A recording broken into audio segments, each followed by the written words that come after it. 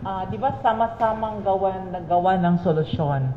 So I think every Filipino, every department in the whole country, we should be together in fighting kaning atong gipang issues karon, no?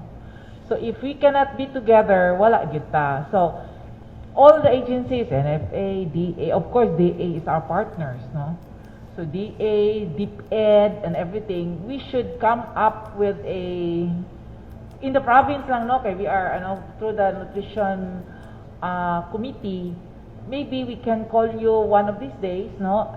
Now we will come up to an idea and present it to our governor kung unsa gyud gusto natong mahitabo for our people in Negros Oriental, no?